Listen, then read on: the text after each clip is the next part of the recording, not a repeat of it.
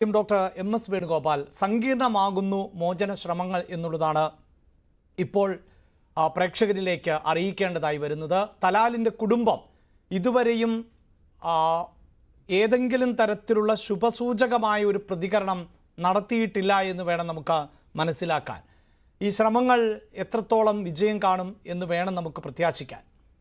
ഇതിനകത്ത് സങ്കീർണമായ ഒരുപാട് പ്രശ്നങ്ങൾ ഉണ്ടെന്നുള്ളത് സത്യമാണ്. കാരണം നമ്മുടെ രാഷ്ട്രത്തിൽ ഒരു വിദേശി ഒരു കൊലപാതകം നടത്തിയത് നമ്മൾ ഇതിനു മുമ്പുണ്ടായിട്ടുള്ളത് നമുക്കറിയാം. രണ്ട് മത്സ്യത്തൊഴിലാളികളെ ഇറ്റാലിയൻ പൗരന്മാർ വെടിവെച്ച് കൊന്നു.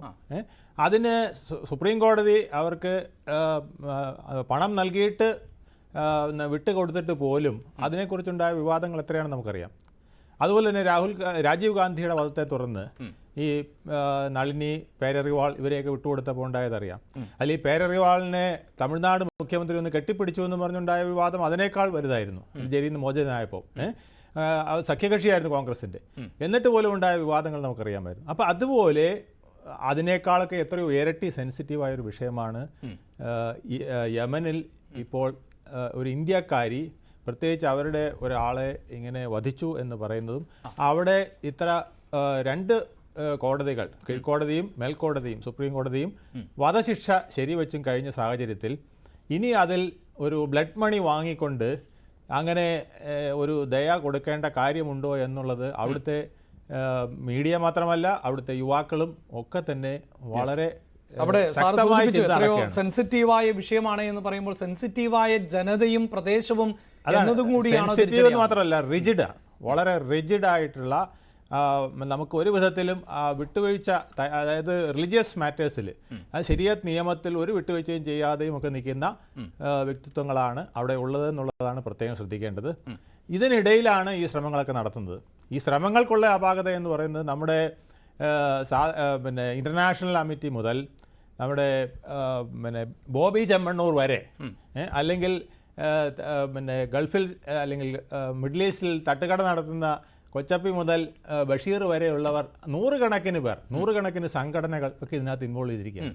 ഇവരെല്ലാവരും പല വിധത്തിൽ ഇടപെട്ടുകൊണ്ടിരുന്നപ്പോഴാണ് ഇപ്പോൾ മറ്റൊരു റിലീസ് ചെയ്യുമെന്ന് ബോധ്യം വന്നപ്പോൾ ഒരുപാട് ക്രെഡിറ്റുമായിട്ട് പലരും രംഗത്ത് വന്നിരിക്കുന്നു. വേറൊരു ബുദ്ധിമുട്ടും കൂടെ സാർ ഇപ്പോൾ സൂചിപ്പിച്ചതുപോലെ നിരവധിയായ സംഘടനകൾ, ആളുകൾ എന്നത് ഒക്കെ പറയുമ്പോൾ പോലും ഇപ്പോൾ കഴിഞ്ഞ ദിവസം ഈ ആക്ഷൻ കൗൺസിലിന്റെ തന്നെ ഭാഗമായിട്ടുള്ള സജി കുമാർ മാധ്യമങ്ങളോട് പ്രതികരിച്ചത് ഈ കുടുംബവുമായി നേരിട്ട് സംവദിക്കുവാനുള്ള ബുദ്ധിമുട്ടുകൾ ഉണ്ടായിരുന്നു, അവിടെയായിരുന്നു കാന്തപുരത്തിന്റെ ഇടപെടൽ ഗുണം ചെയ്തത് എന്ന മട്ടിലുള്ള ഒരു പ്രതികരണം നടത്തിയിരുന്നു. അപ്പോൾ താങ്കൾ ഈ സൂചിപ്പിക്കുന്നത് പോലെ വധശിക്ഷ മാറ്റിവെച്ചതിൻ്റെ ഒരു അവകാശവാദ തർക്കം നടക്കുന്നുണ്ട് എന്നത് വസ്തുതയാണ്. പക്ഷേ അതിലെത്രത്തോളം ഈ അവകാശവാദങ്ങൾ ഉന്നയിക്കുന്നവർക്കും തർക്കിക്കുന്നവർക്കുമൊക്കെ ഏത് ദൂരം വരെ എത്താൻ പറ്റിയിരുന്നു എന്നൊരു സംശയമുണ്ട്. ഒട്ടും എത്താൻ പറ്റിയിരുന്നില്ല എന്നുള്ളതാണ് സത്യം. അതിൻ്റെ അവരുടെ ആ ക്ലർജി ടീമുമായിട്ട് സംസാരിക്കാൻ കാന്തപുരം അബൂബക്കർ മുസ്ലിയാരുടെ ശ്രമം വളരെയധികം ഗുണം ചെയ്തിട്ടുണ്ട്. അതുപോലെ തന്നെ ഇന്ത്യ ഗവൺമെൻറ് ശ്രമവും നമുക്ക് തള്ളിക്കളയാൻ പറ്റില്ല.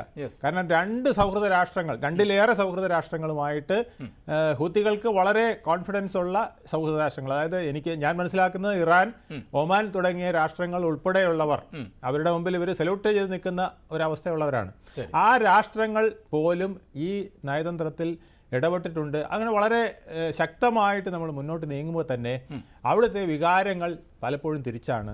ആ വികാരങ്ങൾ നമുക്കിപ്പോൾ ഞാൻ പറഞ്ഞതിനേക്കാൾ വലിയ വികാരമാണ് അവിടെ നടക്കുന്നതെന്നാണ് ഞാൻ മനസ്സിലാക്കിയത്. ഒരു പാകിസ്ഥാനിൽ നിന്ന് വന്ന ഒരാൾ, അല്ലെങ്കിൽ നമ്മുടെ ശത്രു രാഷ്ട്രത്തിൽ നിന്ന് വന്ന ഒരാൾ ഇവിടെ ഒരാളെ ക്രൂരമായി വധിച്ചിട്ട് നമ്മുടെ കോടതി, ഹൈക്കോടതിയും സുപ്രീം കോടതിയും അയാളെ തൂക്കിക്കൊല്ലാൻ വിധിച്ചിട്ട് പിന്നെ അയാളെ വെറുതെ വിടുന്ന ഒരു രീതി വന്നാൽ എത്രയായിരിക്കും നമ്മുടെ സാധാരണ ജനതയുടെ അല്ലെങ്കിൽ മീഡിയയുടെയൊക്കെ മാനസികാവസ്ഥയും പ്രകടനവും എന്നുള്ളത് ബോധ്യപ്പെടുത്തുന്നതിനേക്കാൾ ശക്തമായിട്ടാണ് അവിടെ ഈ വിഷയങ്ങൾ നടക്കുന്നത്. അപ്പോൾ ഇതിനിടയ്ക്ക് എനിക്ക് തോന്നുന്നത് ഇത് രണ്ട് വിധത്തിൽ നടക്കുള്ളൂ. ഒന്ന് ഒരു രാഷ്ട്രീയ നീക്കം, അതായത് രാജ്യത്തിൻ്റെ നീക്കം.